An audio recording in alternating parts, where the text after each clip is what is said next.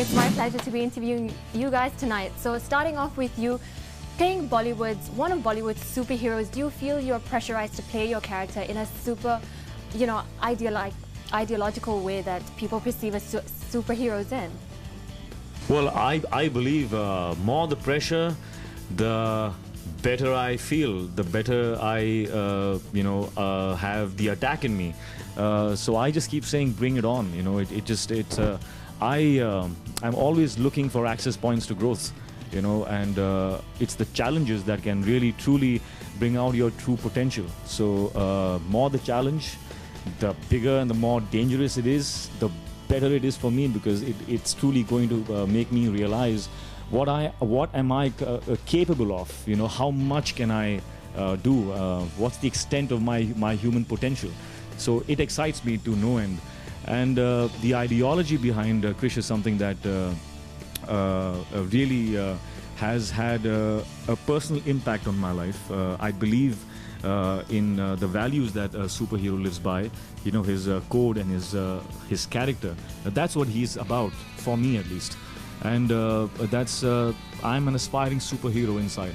I want to live by those values and those codes. So I associate with him in that way, much more than just the action bits. It's more about what is within him. Well, you definitely nailed the look of a superhero because you look absolutely fantastic. Thank you so much. But who is your favorite superhero and heroine? Who's my super favorite hero and heroine? Favorite superheroine, yeah. Well, in the movies, I think the very first film that I saw ever in my life was an English film, and it was Superman. Since then, I've been his biggest fan. So Superman has been my favorite superhero. And as far as supergirls are concerned, Kangna here is playing a supergirl in Kerish. Actually, all of us are doing something super in this film. Absolutely. She's the only human in the film, so she's like superhuman. There's a super girl, there's a super villain. Everybody's mutated. Everyone, yeah. So, but the role of Kangana, Kaya was like a dream in my head. I really had fallen in love with that character on paper, and I just could not imagine that she would bring out that the way she has. It's just incredible. It's something new for our cinema, and I think this Supergirl is really going to shock people. Yep. We can't wait. We're super excited.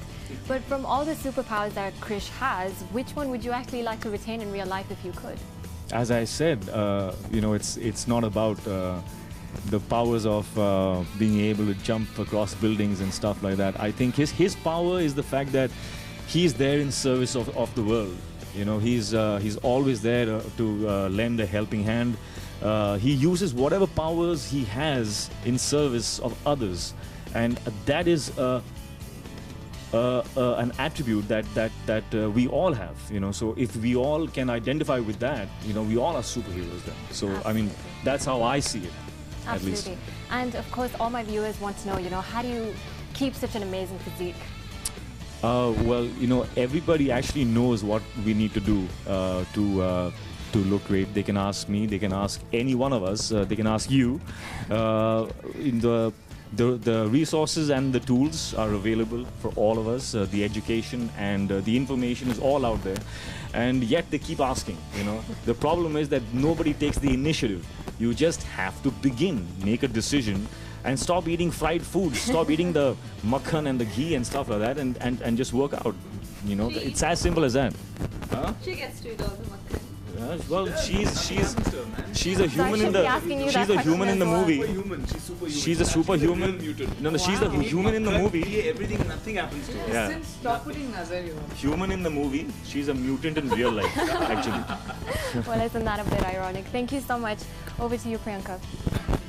Thank you. How has your character evolved in Kerish3? Well, like they said, everybody is mutated and I'm the only human in the film. Somebody has to represent us humans, Absolutely. But my character has gone from being Krishna's girlfriend to his wife. So the film starts from me being Priya Mehra, and we are me and Krishna's character, which is Krish and Rithik, and Rohit, who is Rithik from Koi Mil Gaya. So we're this happy family, and of course it goes forward. She's still a journalist, and she goes forward halfway through the film. There's this something that happens in the movie which I can't really talk about, which gives a very the true Priyanka comes out. there's a duality. Duality comes To out. my character. The good turns a little bad. Yeah, so there's good and bad which happens, which was really fun for me to do because it had a bad is always so much more fun. Absolutely. So yeah, there's an evolution to the character, and it was great. And playing the damsel in distress, did you ever feel like you were missing out on all the action sequences? You know, I've been very fortunate to have had the opportunity to do a lot of action in a lot of my films. Whether it was Dawn, whether it was Drona, whether it's now Mary Com. So it was nice to let everybody else do the hard work for once. She does a lot of action offset. You know, if you yeah, exactly. Like that action. You upset her, you irritate her, you're in for like a, So beware of Priyanka. She's training for Mary Com right And now. make sure to give her all her butter that she needs. I need my butter, man. I really do. Absolutely. Thank you so much. Over to you. Thank you. You were playing the daddy of all baddies, the super villain. You know, you're destroying buildings, you're kidnapping the beautiful, damsel in distress. But what makes you different than the other super villains? Well, for starters, I think he is the only supervillain. Wow. And like she said, the bad boys have all the fun. So I'm having a lot of fun in this film. I think it's just such a trip. I think what I love about Carl is he's so aristocratic. I mean, he's this almost like a prince of darkness. You know, he's got this whole trip going, and I love the fact that he's like master of his own universe. You know, so I kind of loved all of that. That's it's quite a a trip to very- play. Yeah, that's a very interesting twist to put your character into. That's great. But was your look inspired by any supervillain? Well, no, actually, my look was a very interesting story. I was working on it, and I started thinking about this character, Carl. I realized he doesn't go out into the sun, into daylight. I didn't know where to start with, so I was thinking, okay, he doesn't go out of his facility, his own world. So he never his skin is never exposed to the sun. So it should be pale, and that was a starting point for me. And then from there, we just kept working, and we created a look. And one fine day, I was outside the Rosham residence, going ting tong. You know, they opened the door, and I was all dressed up as Carl. You know, so And did everyone scream? yeah, I just popped up at their house saying, "This is the look. What do you guys think?" And they loved it. They took pictures that day, and they said, "Hey, you know what? Let's do this. This is a fun look." So it kind of just came out like that. It's a lot of fun. The first day of Carl, though, first day of shooting of Krish, I went back home, still in that makeup and everything, and my wife refused to let me into the house. She was like, no, you're not coming home like that. So yeah, it was a lot of fun playing this character. Great. Thank you so much. Over to you, Thank you. Qanat. Hi. Hi.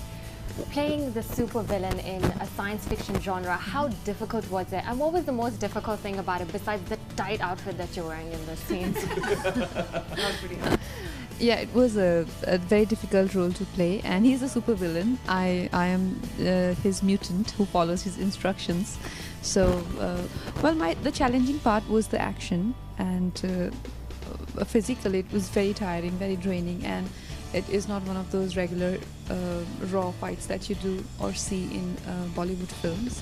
The action had to be unreal because mutants and superhero or supervillain, they're fighting. So obviously the expectations are very high from the action, and we had to achieve that.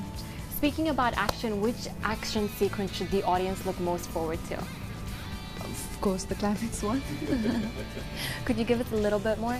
Yes. Oh, absolutely. Great. From the producer himself Yeah, well, what do you want to know? Director. and the director, yes. The Which climax of action the sequence should the audience look most forward to? I think every action sequence is different in this film. So I think they will enjoy all the action sequences because they are not normal sequences. Because Krish is fighting against mutants. Mutants, we have named them Manwar, and they have got special powers in them. So every time somebody comes in front of Krish, he doesn't know what this person has, what power he has, and then how he overcomes them. Wow. Wow. So it's very interesting. If step by step we go from smaller scale to bigger and bigger and bigger, and then in the end there is Carl and Krish. The final the full boom. combat for 20 minutes in the last reel. Wow. It's amazing. Absolutely. It sounds absolutely fantastic. Did you consider making Krish in 3D, considering that it's gaining popularity in science fiction genres? No, I didn't consider, because we make 2.5 hours film, and it's not good to have a 3D film in 2.5 hours. If you make a 1 hour film or 1.5 hour film, then 3D works. But if you make a family-oriented film where there is family and there are songs in the film, 3D doesn't work. Are you going to be making Krish 4? Is it too soon to ask? Yeah, I just said if I want to make Krish 4 in Dubai, and if the Dubai government helps me, gives me all the facilities, I'll make the film over here. Oh, absolutely. Dubai will help you out in every way Thank that you. they can, Yeah. because we absolutely are obsessed with Bollywood. But thank you guys so much for being a part of the show, and good luck for such a great, great film.